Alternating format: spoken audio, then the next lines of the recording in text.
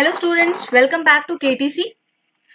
देखिए स्टूडेंट्स, इससे पहले वाला जो चैप्टर का पार्ट था, that is the chapter is your human reproduction. Okay, ये चैप्टर जब हम कर रहे थे तो हमने इस चैप्टर को स्टार्ट किया था। हमने देखा था कि what are the multiple stages of your human reproduction. Human reproduction होता क्या है, क्यों होता है, कितने पार्ट्स में होता है, कौन कौन से इसके स्टेजेस होते हैं, तो इन सब चीजों को हमने डिस्कस किया था। Plus what we have discuss that we have developed the male reproductive system and along with this हमने देखा था कि दोनों जो मेल एंड फीमेल जो रिप्रोडक्टिव सिस्टम है ना, उनका क्या है, उनका अपना डिफरेंट फंक्शन होता है, डिफरेंट ऑर्गन्स इन्वॉल्व होते हैं, डिफरेंट स्ट्रक्चर होता है, डिफरेंट फंक्शन होता है एंड डेवलपमेंट जो है ये भी दोनों का अलग अलग होता है।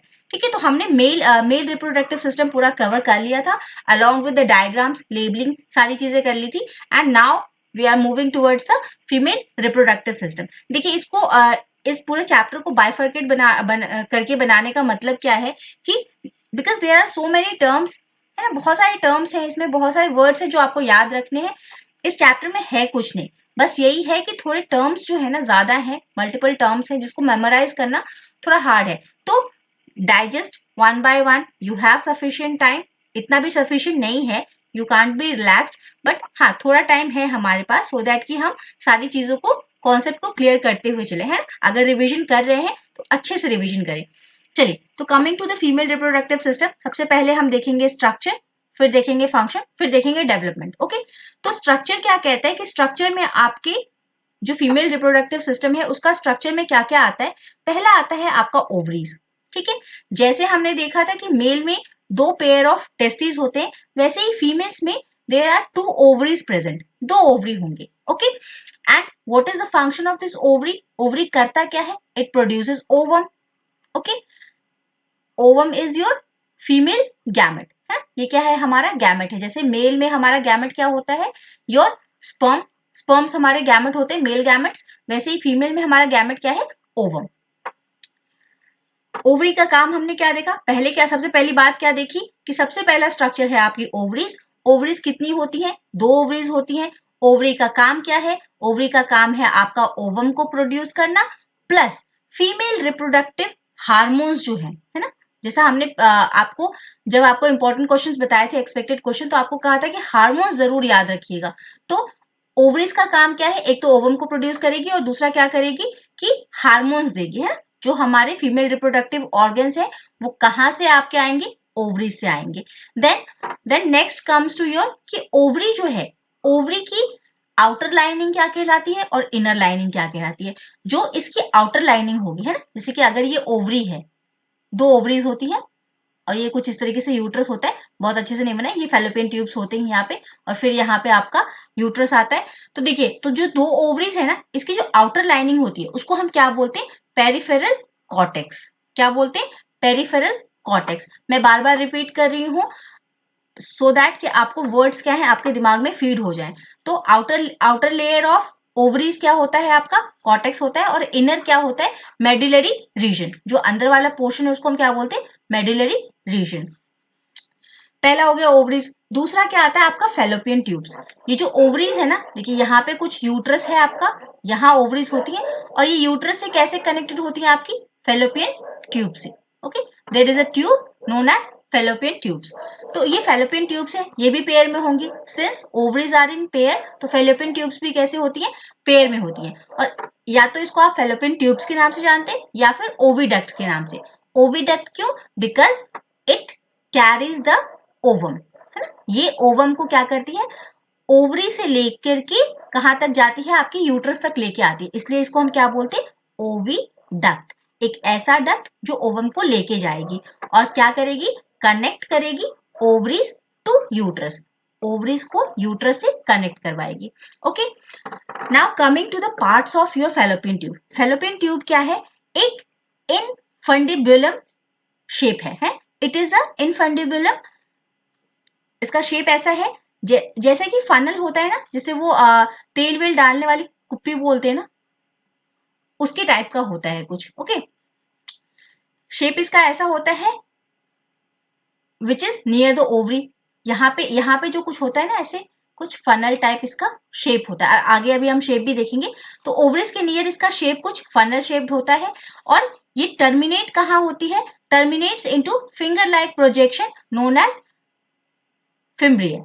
ठीक है, तो फिम्ब्रिया के ये टर्मिनेट कहाँ पे, ये इनफंडिबुलम खत्म हो जाता है। इनफंडिबुलम कहाँ खत्म होता है, जहां पे आपका फिंगर लाइक प्रोजेक्शंस आते हैं वहां पे खत्म होता है। और ये जो फिंगर लाइक प्रोजेक्शन होगा ना, जैसे मान लीजिए कि ओवम में क्या है आपका, जो ओवरीज है वहां पे क्या है, ओवम है, एग है। तो एग जब निकलेगा ओवरी से तो इसको कैच करने के लिए ना फिंगर लाइक प्रोजेक्शन होता है, ऐसा फनल टाइप होता है, फिर ये फेलोपियन ट्यूब ऐसे जाता है। तो ये जो है आपका, ये फिंगर लाइक प्रोजेक्शन जो होते हैं इसको हम क्या बोलते हैं, फिम्ब्रिया बोलते हैं। देन ये जो इनफंडिबुलम है ना, ये leads to the uterus through ampulla and isthmus. There are two other parts, एक तीन पार्ट्स हुए आपके फेलोपियन ट्यूबल्स के, तीन पार्ट हुए। एक तो ये फिंगर लाइक प्रोजेक्शन जिसका नाम हमने फिम्ब्रिया दिया, दूसरा आएगा आपका एक एम्पुलर रीजन आएगा और एक इस्थमस रीजन आएगा। इन दोनों का भी बड़ा, इसका काम तो हमने देख लिया, इसका काम क्या है कि ओवरीज को ओवम को कलेक्ट करना। एंड इन दोनों का बहुत ज्यादा इंपॉर्टेंस है इन योर फर्टिलाइजेशन।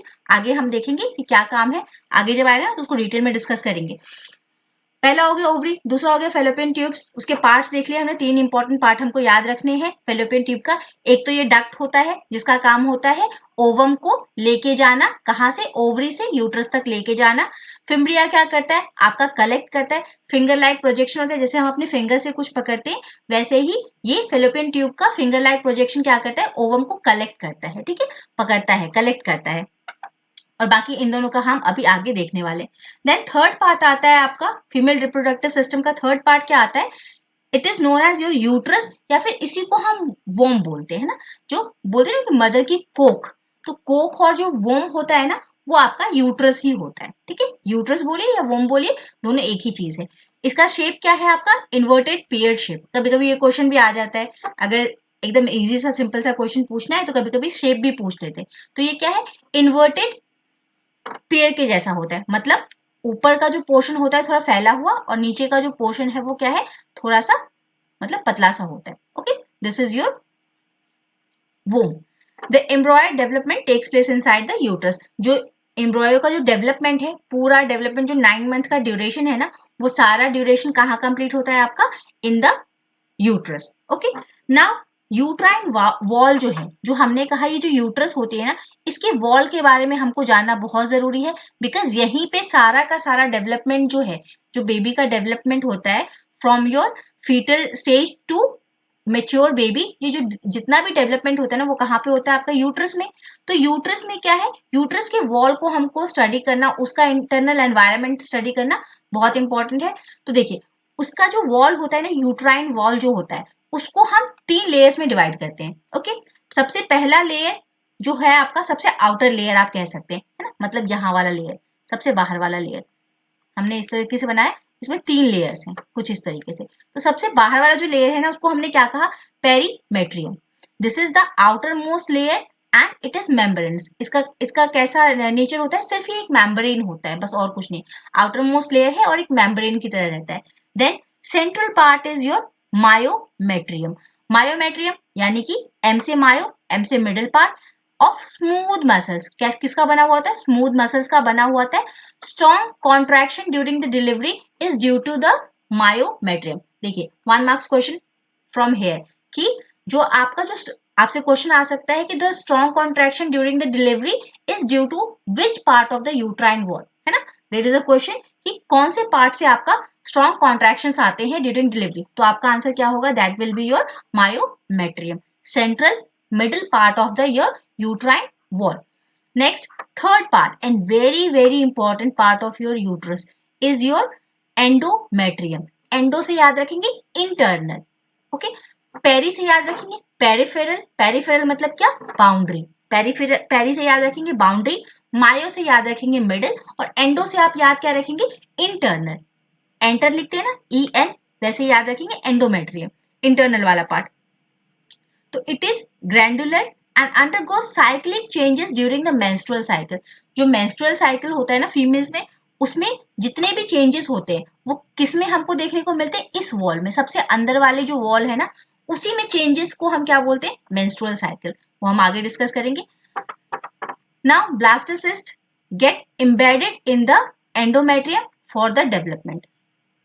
अब ब्लास्टोसिस्ट क्या है? ब्लास्टोसिस्ट अभी के लिए इतना जानिए कि blastocyst is a cluster of cells. ठीक है, जब आपका जाइगोट क्या होता है, जो जाइगोट है ना, वो सेल डिवीजन होते होते उसमें क्या है, बहुत सारे आपके सेल्स बन जाते हैं, तो उसको हम क्या बोल देते हैं? ब्लास्टोसिस्ट। ठीक है, तो ये ब्लास्टोसिस्ट क्या है, जब जाइगोट का डिवीजन हुआ और डिवीजन होते होते बहुत सारे सेल्स जब बन गए ना, तो वो आके कहाँ प्लांट हो जाता है? वो आपका एंडोमेट्रियम में प्लांट हो जाता है, आके धस जाता है। जैसे कि मान लीजिए कि जब हम सीड डालते हैं ना, जब हम आप पौधा लगाते हैं, कभी सीड डालेंगे तो क्या है, सॉइल कैसी होती है, थोड़ी गीली सी होती है ना, उसके अंदर हम क्या करते हैं, दबा देते हैं सीड को। बिल्कुल वैसे ही आप समझिए कि जस्ट लाइक दैट, जो आपका ये ब्लास्टोसिस्ट है ना, मान लीजिए ये एक सीड है जिसके अंदर बेबी है, और हमने इसको क्या किया, एंडोमेट्रियम में हमने इसको इम्प्लांट कर दिया, ले जाके अंदर डाल दिया।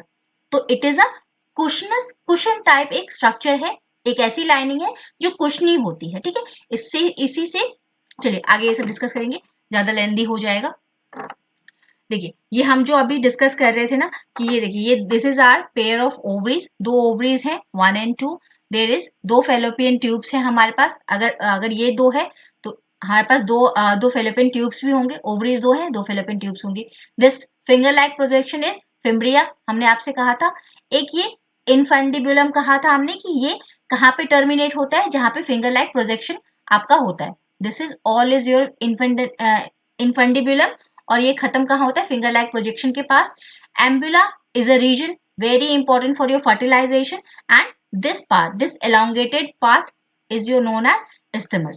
और ये तीनों मिलाकर के आपका क्या बनाते हैं, फैलोपियन ट्यूब, या इसी को हम क्या बोलते हैं, ओविडक्ट बोलते हैं। Okay, this is your uterine cavity, uterine fundus. 3 layer की हमने बात की। एक हमने पेरीमेट्रियम कहा कि जो सिर्फ, जिसका नेचर कैसा है, सिर्फ मेम्ब्रेन जैसा, बस एक आउटर कवरिंग है। मायोमेट्रियम, ये स्ट्रॉन्ग कॉन्ट्रैक्शंस के लिए रिस्पॉन्सिबल है। और एंडो, सबसे अंदर वाला पार्ट क्या है, यहीं पे आपका इम्प्लांटेशन होता है, इसी में आके जो ब्लास्टोसिस्ट है वो प्लांट हो जाता है। ठीक है, this is your cervix, cervical canal, this passage is your cervical canal, and this is the outer vagina. Okay, this is your whole female reproductive system. Now structure में हमारे पास क्या रह गया, हमने देखा अभी सर्विक्स क्या है, cervix connects the uterus to the vagina. ये हमने देखा, अभी अभी देखा कि सर्विक्स कैसा पार्ट है कि जो वजाइना को किससे कनेक्ट करता है, यूट्रस से कनेक्ट करता है। Then external is your vagina, and there is a canal form the birth canal. This, ये जो सर्विकल कैनाल जो हमने देखा, एक पैसेज जो हमने देखा था, this passage, this is the canal for birth. Means baby का डेवलपमेंट यहाँ पे हुआ, और ये from this part the baby comes out during the parturition. ये बेबी जो है इसी कैनाल से पास होके बाहर आ जाता है आपका।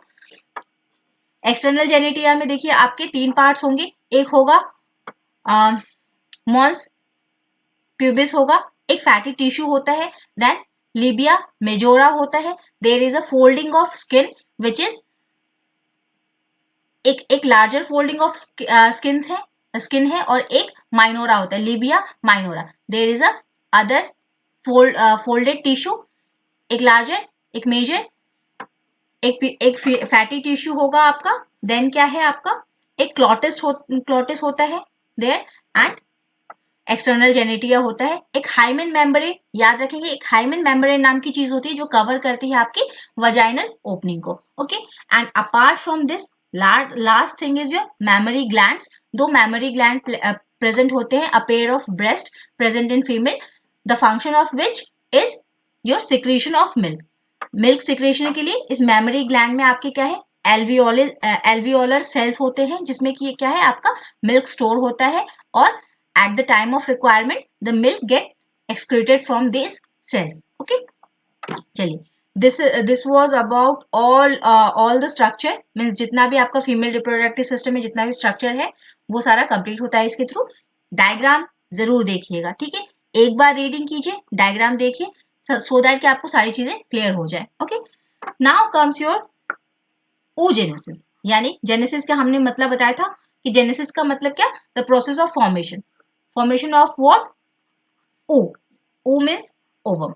ठीक है, इतना याद रखेंगे। सिंपल करने के लिए हमने कहा ओवम, ओवम का फॉर्मेशन कैसे होता है? This process is known as your oogenesis.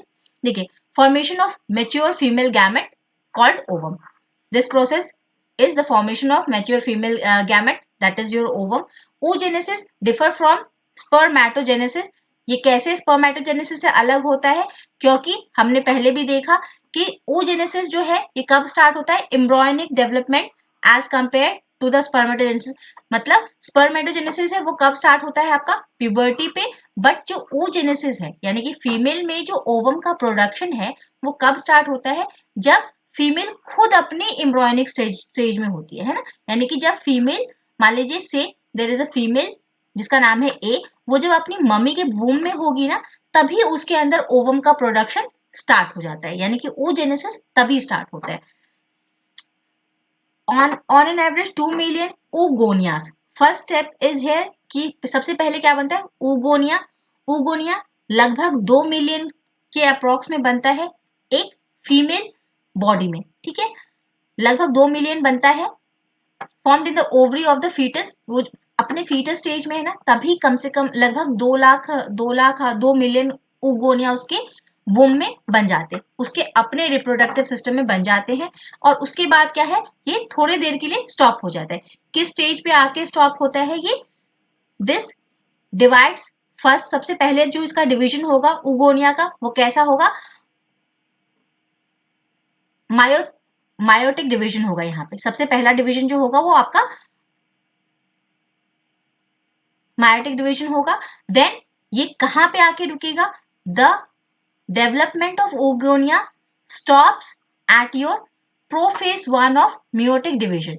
meiotic division सबसे पहला डिवीजन कौन सा होता है हमारे गैमेट्स में? meiotic डिवीजन होता है. देन मायोटिक डिवीजन होता है एंड देन meiotic होता है. ठीक है, तो meiotic का जो प्रोफेज 1 है ना, इसके भी फेजेस होते हैं. जब हम सेल डिवीजन पढ़ेंगे वहां पे हम करेंगे.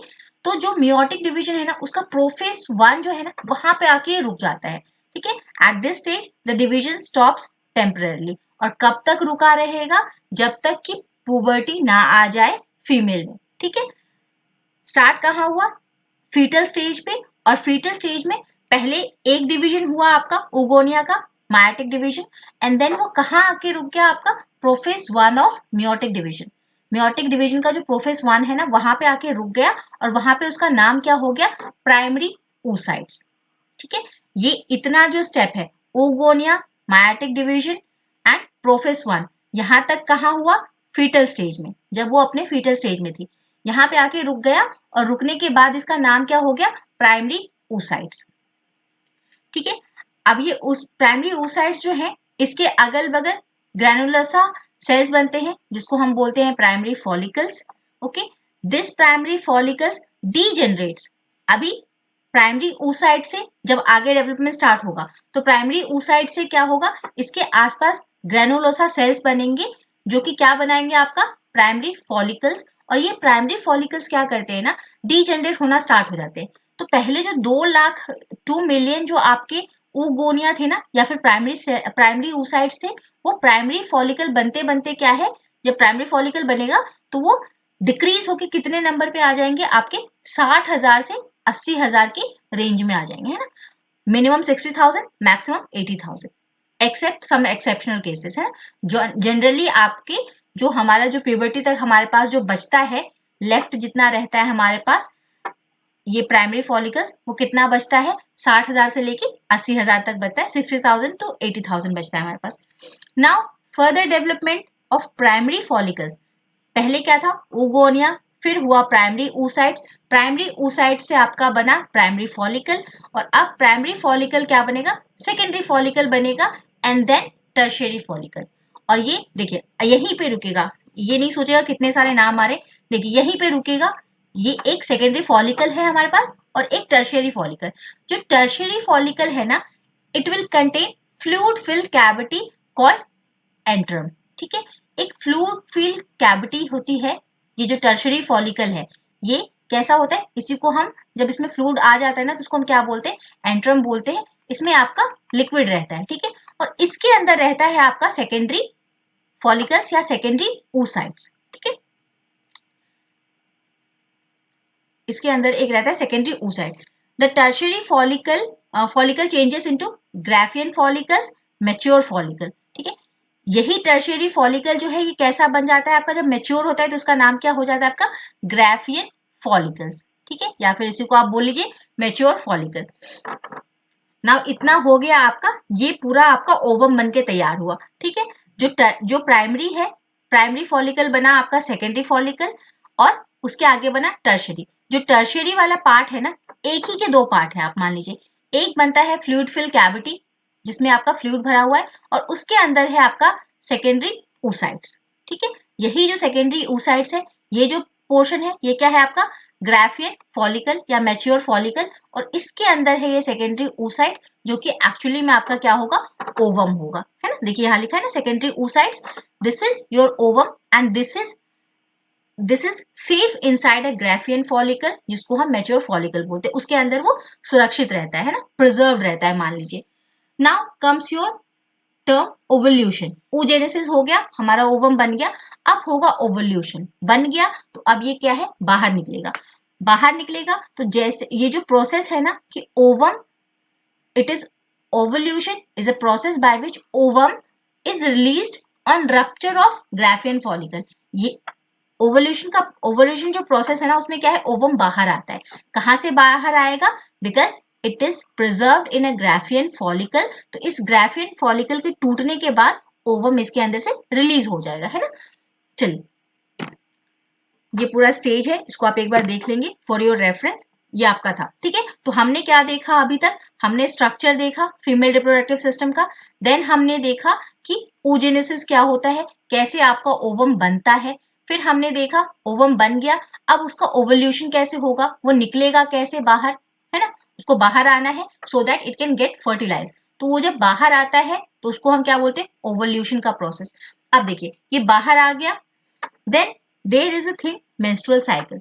अब फीमेल रिप्रोडक्टिव सिस्टम का बहुत इंपॉर्टेंट पार्ट एक मेंस्ट्रुअल साइकिल है ना, कि एक साइकिल चलता रहता है, because there in a life of a female और male there are multiple pregnancies होती हैं, है ना। एक फैमिली में 2 बच्चे 3 बच्चे 4 बच्चे होते हैं, तो how the kids are form due to the fertilisation. तो ये एक साइकिल चलता रहता है ना, बार बार ओवम रिलीज होते हैं, स्पर्म रिलीज होते हैं, और if there is a fusion of ovum and sperm there is a fertilization, ठीक है। तो उसके लिए साइकिल होना चाहिए, तो एक चीज है आपकी मेंस्ट्रुअल साइकिल। अब देखिए मेंस्ट्रुअल साइकिल में दो चीजें आपको याद रखनी है कि जो स्टार्टिंग पॉइंट होता है मेंस्ट्रुअल साइकिल का, मतलब किसी भी फीमेल में this part, this is your sorry, this is the part of your female reproductive system, तो फीमेल में ही मेंस्ट्रुअल साइकिल होगा। तो जब भी स्टार्ट होता है the very first menstrual cycle, it is known as menarche, यानी कि फर्स्ट मेंस्ट्रुअल एट प्यूबर्टी। जैसे ही प्यूबर्टी आती है वैसे ही फर्स्ट मेंस्ट्रुअल साइकिल होगा जिसको हम बोलते हैं मेन्यूआर्क। और जब लास्ट होता है ना, जब आखिरी वाला मेंस्ट्रुअल साइकिल होता है उसको हम क्या बोलते हैं, menopause. Means there is a pause on menstrual cycle, menopause. हर एक साइकिल का हर एक साइकिल कितने दिन पे रिपीट होता है आपका, आइदर 28 और 29 days, okay. But it may very from 30 31, it may very but minimum days should be 28, okay. 20 at least 28 day का साइकिल रहता है, 28 डेज का गैपिंग रहता है on an average, and ovum is released at the middle of the cycle, यानी कि 14th day पे, है ना। If the cycle is of 28 day तो इसका मिडिल क्या है आपका 14, तो 14 डे पे 14 15 16 इन 3 डेज पे आपका क्या है, जो ओवम है वो रिलीज होता है। अगर लैक ऑफ मेंस्ट्रुअल साइकिल है किसी भी फीमेल में, अगर लैक ऑफ मेंस्ट्रुअल साइकिल है यानी कि मेंस्ट्रुअल साइकिल्स नहीं आ रहे, दैट मीन्स देयर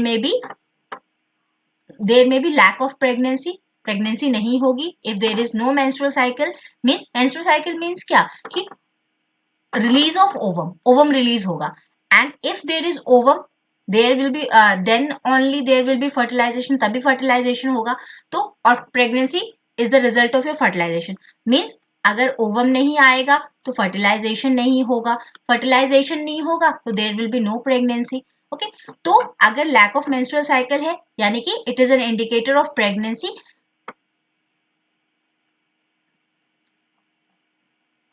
ठीक है। और it may be due to poor health और स्ट्रेस, यानी कि अगर मान लीजिए कि किसी की लाइफ में अगर मेंस्ट्रुअल साइकिल स्टॉप हो गया, means this stoppage of menstrual cycle means what कि there is a pregnancy because the ovum has fertilized. अगर मेंस्ट्रुअल साइकिल होगा ही नहीं, मान लीजिए किसी में हो ही नहीं रहा है, means there can not be pregnancy. और अगर नॉर्मली रेगुलरली आपको मेंस्ट्रुअल साइकिल्स आ रहे हैं but suddenly there is a stop in the menstrual cycle, it may indicate the pregnancy, है ना। अगर मान लीजिए कि फर्स्ट मंथ हुआ, सेकंड मंथ हुआ, थर्ड मंथ हुआ, फोर्थ मंथ, मतलब हो रहा है, कंटिन्यूसली हो रहा है, but if there is a sudden stoppage in your menstrual cycle means there is a pregnancy. Okay, menopause कब आता है आपका? At the age of 40 to 45 years, ठीक है। इतने एज के अंदर आपका क्या है? मेनोपॉज आ जाता है। The reproductive phase of female is between menarche to your menopause, ठीक है।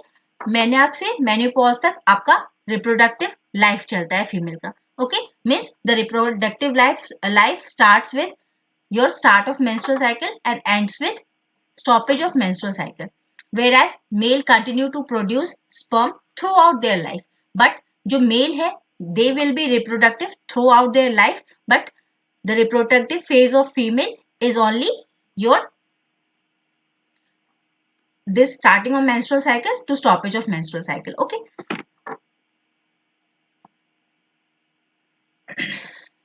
चलिए, this menstrual cycle will be the last topic of the day because the lecture will be of more than 30 minutes. So we will stop at menstrual cycle and then we will carry on with the fertilization and all the things. चलिए, तो menstrual cycle जो है ना, इसको 3 phases में divide किया गया है. There are 3 phases. First is your menstrual phase, second is your follicular phase and last is your third is your luteal phase. तो menstrual phase क्या है कि the ovum fails to get fertilized. Ovum निकला, ovulation हुआ, ovulation होने के बाद if there is no sperm, अगर कोई स्पर्म नहीं आया, फर्टिलाइजेशन नहीं हुआ, तो क्या है आपका ये सॉरी मेंस्ट्रुअल फेज क्या है? एक ऐसा फेज है आपका मेंस्ट्रुअल साइकिल का जहां पे ओवम फर्टिलाइज नहीं हो सकता, ठीक है। इस फेज में हो ही नहीं सकता आपका fertilise. Menstrual flow results into disintegration of endometrial lining, यानी कि मेंस्ट्रुअल फ्लो जो है, मेंस्ट्रुअल फेज क्या है? जब आपका मेंस्ट्रुएशन हो रहा है, यानी कि there is a shredding of your endometrial line. हमने कहा था ना कि 3 लाइनिंग्स होती हैं, ट्रिपल लेयर होता है, और जो इंटरनल लाइनिंग होती है ना, ये 2 लाइनिंग्स तो परमानेंट रहती हैं, है ना, मतलब हमेशा रहती हैं। बट ये जो एंडोमेट्रियम लाइन है ना, जो इंटरनल वाला जो लाइन बनता है, थर्ड लाइन जो होती है आपकी, ये लाइन ना बनती है, फिर शेड हो जाती है, टूट जाती है, मतलब मान लीजिए पिघल के गिर जाती है ना, टुकड़े टुकड़े में बट के ये गिर जाती है, इसका फ्लो हो जाता है, ये आपका फ्लो हो जाता है इसका। तो कह रहा है कि जब ओवम फेल हो जाता है फर्टिलाइज होने में, है ना, कोई स्पर्म नहीं आया, कोई फर्टिलाइजेशन नहीं हुआ, तो क्या होता है? मेंस्ट्रुअल फ्लो होता है, यानी कि ये जो एंडोमेट्रियम लाइन है ना, ये टूट टूट के बह करके बाहर आ जाती है, along with the blood and tissue, ये बाहर आ जाती है फीमेल बॉडी से। Okay, this is your menstrual phase. Then second is your follicular phase. Follicular phase को हम और किस नाम से जानते हैं? प्रोलिफेरेटिव फेज, ठीक है, प्रोलिफेरेटिव फेज के नाम से भी जाते हैं फॉलिकुलर फेज को। यहाँ पे क्या है आपका, जो प्राइमरी फॉलिकल्स बने थे ना, develops into Graafian follicle and then ovulation. हमने देखा था ना कि प्राइमरी फॉलिकल से बना सेकेंडरी फॉलिकल, और सेकेंडरी से आपका टर्शियरी फॉलिकल, वही टर्शियरी फॉलिकल आपका बन गया था ग्राफियन फॉलिकल, और उसके बाद क्या हुआ था कि ग्राफियन फॉलिकल रप्चर हुआ और उसमें से क्या निकल गया? ओवम। जो रप्चर होके ओवम जो निकला उसको हमने क्या कहा? ओवल्यूशन कहा। जब ओवल्यूशन हो गया और देयर इज नो फर्टिलाइजेशन, तो क्या है? एंडोमेट्रियम ऑल्सो, मतलब ओवल्यूशन हो गया, फर्टिलाइजेशन नहीं हुआ, तो जो एंडोमेट्रियम है वो पहले तो मेंस्ट्रुअल फेज में डिजेनरेट हो गया था आपका, और जब डिजेनरेशन हो गया दोबारा, तो एक फिर से फेज आया जिसको हमने कहा फॉलिकल फेज। यहाँ पे फिर से ओवल्यूशन होगा और फिर से ओवल्यूशन के साथ साथ ही क्या है? एंडोमेट्रियम का रीजनरेशन होगा। एंडोमेट्रियम जो निकल गई थी ना बाहर, शेड हो गई थी, टूट के गिर गई थी, मतलब टूट के फ्लो हो गई थी पूरा बाहर, वो फिर से बनना स्टार्ट हो जाएगी, है ना, फिर से बनना स्टार्ट हो जाएगी, रीजनरेशन ऑफ एंडोमेट्रियम हो जाएगा। नाउ इसी फेज में आपका क्या है? गोनाडोट्रोपिन हार्मोन्स रिलीज होते हैं। कहाँ से आते हैं? पिट्यूटरी ग्लैंड में। मेल वाले में भी हमने देखा था कि वहां भी गोनेडोट्रोफिन्स आते हैं और उनके नाम भी क्या थे आपके, LH and FSH, follicle stimulating hormone. तो ये आता कहाँ से, आपका पिट्यूटरी ग्लैंड से आता है। पिट्यूटरी ग्लैंड कहाँ है, आपका ब्रेन में है, ठीक है। या पिट्यूटरी ग्लैंड भेजता है आपको गोनाडोट्रोपिन को। गोनाडोट्रोपिन में दो होते हैं, एक होता है LH और एक होता है FSH, ल्यूट्रल हार्मोन, और एक कौन सा होता है आपका, FSH, follicle stimulating hormone. Gonadotropin आए पिट्यूटरी ग्लैंड से, देयर लेवल इंक्रीजेस ग्रेजुअली, और ये रिलीज होते होते इनका लेवल इंक्रीज होता है। लेवल इंक्रीज होने के साथ क्या होता है, स्टिमुलेट करते हैं ये फॉलिकुलर डेवलपमेंट को। यहाँ पे हमारा फॉलिकल क्या है, आपका ओवम है, ओवम को डेवलप होने में ये हेल्प करते हैं। The level increases a peak in the middle, मतलब इन दोनों हार्मोन्स का लेवल जो है मिडल ऑफ द साइकिल में बहुत ज्यादा हाई हो जाता है।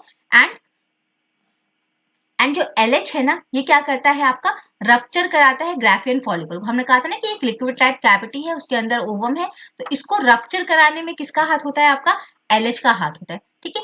जब LH एकदम पीक पे पहुंच गया ना मिडल ऑफ द साइकिल में, तो वो क्या करेगा, अब रप्चर करवाएगा इसको, ग्राफियन फॉलिकल को। और जब ग्राफियन फॉलिकल आपका रप्चर होगा तो उसमें से क्या निकलेगा, ओवम निकलेगा।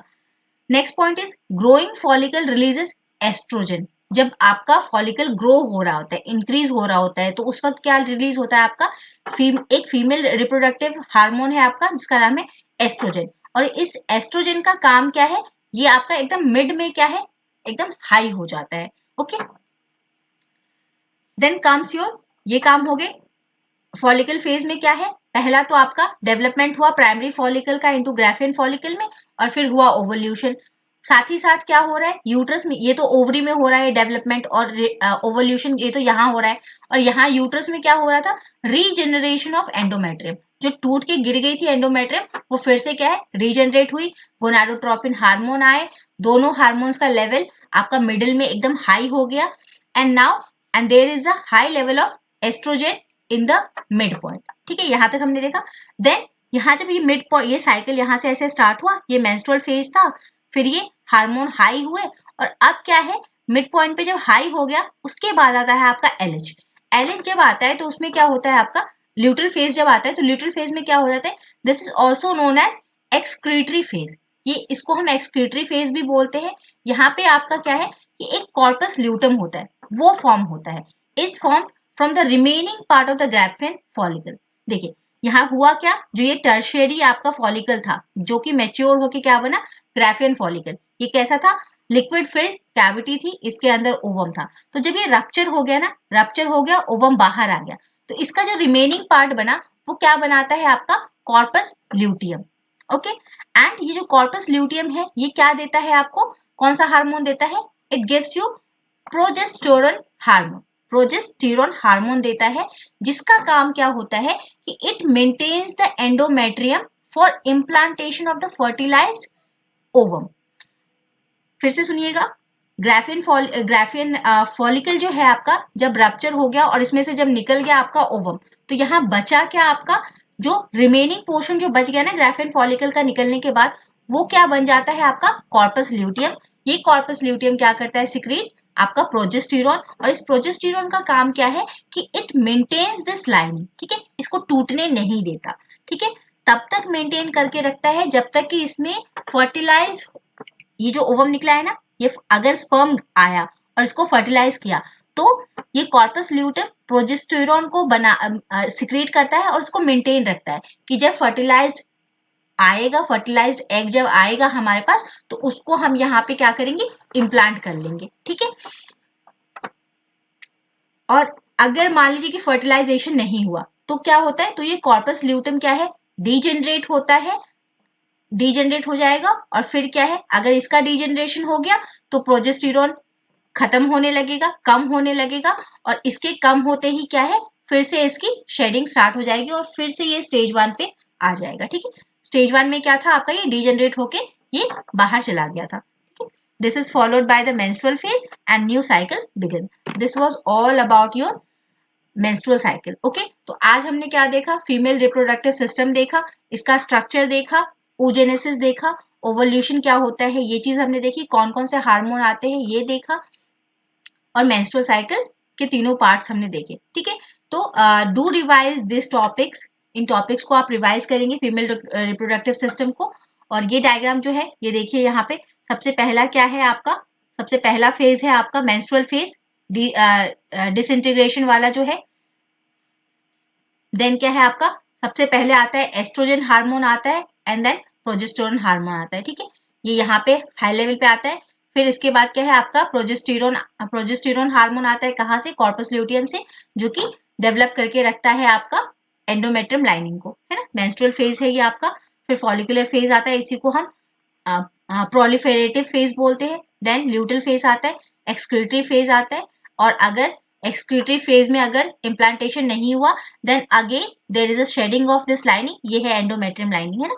इसी का बनना और टूटना आपका मेंस्ट्रुअल साइकिल कहलाता है, ठीक है। This is a menstrual event. चलिए, thank you everyone and please do like and subscribe the channel because it is a great motivation for us, as you all know कि if you don't appreciate, you don't like and subscribe, then there will be no motivation for us. So do like and subscribe the channel and please keep revising and keep studying. Please make your concept clear, है ना, अपने concept clear रखिए so that कि आपको रट्टा मारने की जरूरत ना पड़े। और सारा कॉन्सेप्ट अगर क्लियर रहेगा ना तो सारी चीजें आसानी से हो जाएंगी। Marks will come to you, okay, you don't have to go behind the marks, marks will come to you. चलिए, thank you everyone, have a nice and wonderful day.